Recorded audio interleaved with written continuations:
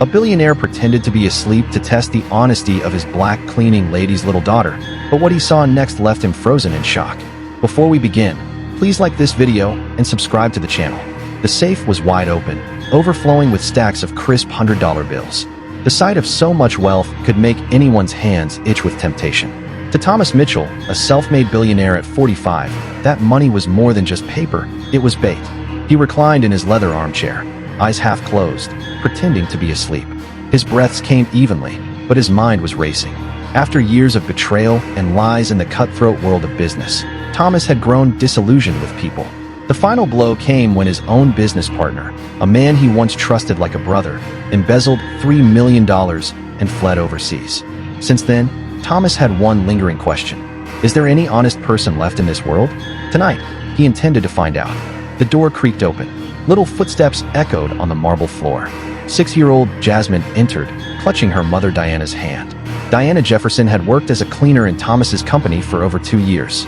Every night, she brought her daughter along, unable to afford babysitters. The child, always quiet and well-behaved, often wore a pair of pink gloves her mother had bought to make her feel like a little helper. As Diana set to work dusting the shelves and polishing the wooden desk, Jasmine's curious eyes wandered. Then, she froze. The safe, massive, gleaming, and filled with money, was left wide open. Her tiny jaw dropped in awe. Never in her life had she seen such riches. Slowly, she walked closer. Behind his half-shut eyes, Thomas watched, heart pounding. Would this child, innocent as she seemed, fall victim to the same temptation that corrupted adults? But what Jasmine did next stunned him. Instead of grabbing a handful of bills, she began gently rearranging the stacks.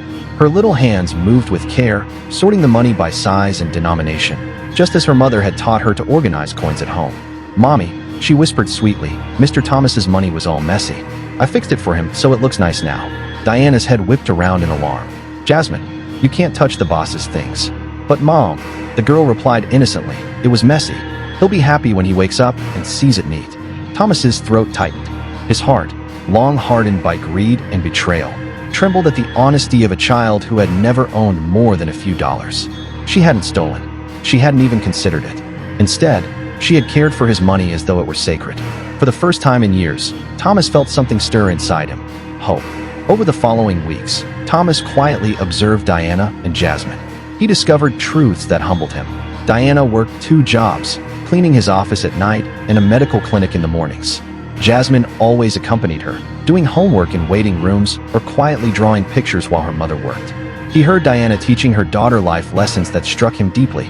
"We always return what isn't ours, Jasmine," she said one evening as they passed by the vending machine. "Even if nobody is watching. Our honesty is worth more than money."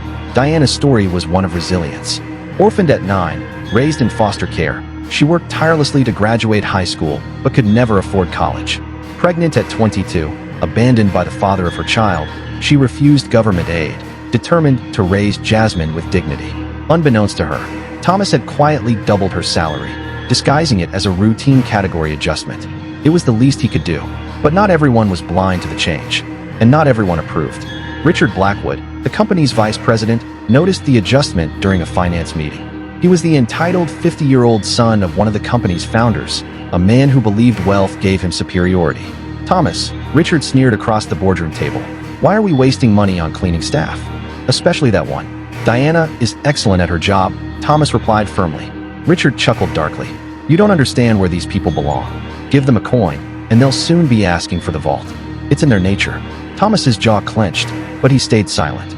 Richard held significant shares in the company, and his prejudice had always been tolerated. But inside, Thomas burned with rage. That night, he watched as Richard cornered Diana in the hallway.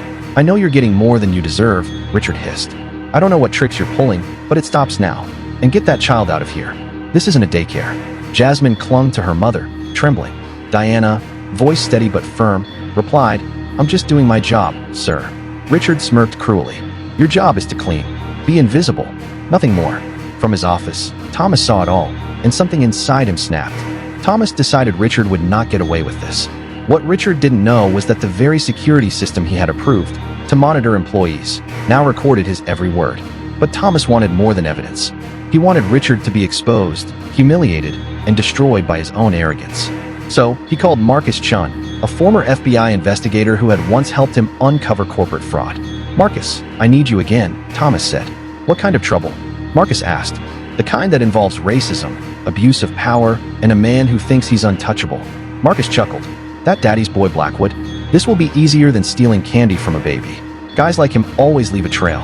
Over the next days, Richard escalated his harassment. He fabricated reports to HR, claiming Diana was late and that Jasmine was disruptive.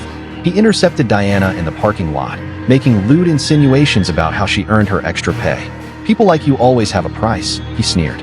Diana, holding her daughter's hand, replied with dignity, "Some adults try to make others miserable because they're miserable themselves." Richard laughed. "I have more money in my wallet than you'll ever see. Don't get too comfortable." Thomas watched every recording, his rage growing. Marcus soon delivered a dossier.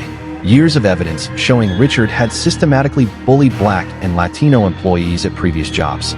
Multiple lawsuits had been silenced with his father's money. "He's a serial predator," Marcus said. Thomas's eyes hardened. "Then it's time he meets justice." Richard thought he was clever when he planted a $15,000 Rolex watch in Diana's cleaning cart. His plan was simple: catch her stealing and destroy her. "Perfect," he muttered from the cameras. 15 minutes, then I'll catch her red-handed." But Richard wasn't the only one watching. Thomas and Marcus monitored everything from a hidden control room. Investigative journalists, discreetly invited, waited outside with cameras ready. When Richard stormed into the office with 2 security guards, theatrically finding the watch, Diana went pale. "I've never seen this in my life," she cried. "Of course not," Richard sneered.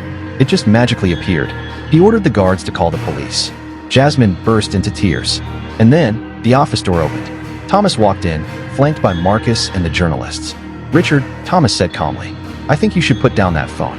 Richard forced a laugh. "Thomas, we caught your employee stealing your Rolex." Thomas smiled coldly. "My Rolex?" "Richard, I've worn an Apple Watch for years. I've never owned a Rolex." Richard froze. Thomas continued, "In fact, we recorded you planting it 40 minutes ago." Marcus pulled up footage on a tablet. 3 camera angles clearly showing Richard slipping the watch into the cart. The journalists snapped photos as Marcus projected the evidence onto a portable screen. Screenshots of Richard's racist online posts followed. Then recordings of his threats, his conspiracy with his father to fabricate charges, his history of abuse. "Richard Blackwood," one reporter announced, "we now have evidence of systematic racial discrimination, conspiracy, and attempted defamation. Do you care to comment?" Richard stammered, sweating. "You can't use this. I have rights." Thomas stepped forward. "Yes, you have the right to remain silent. The police will explain the rest." Richard was arrested that very night, led away in handcuffs as reporters swarmed the building. His father's influence couldn't shield him this time. The scandal made headlines across the nation, and Richard became a symbol of corporate corruption and prejudice. Meanwhile, Thomas promoted Diana, making her head of a new internal ethics department. She received full benefits, a scholarship fund for Jasmine, and more importantly, dignity. As for Thomas, the test that began with a child and an open safe had given him something no amount of money could buy: faith in humanity. And so, the billionaire who once doubted everyone learned that honesty can come from the most unexpected places, even from the tiny hands of a child who chose integrity over temptation. Diana and Jasmine's courage didn't just change their own lives. They changed Thomas's heart. And together, they brought down a man who thought he was untouchable. Sometimes, the most powerful lessons don't come from boardrooms or billion-dollar deals. They come from love, innocence, and the courage to stand for what's right. If this story inspired you, make sure to like this video, subscribe to the channel, and share it with someone who believes in the power of honesty and kindness.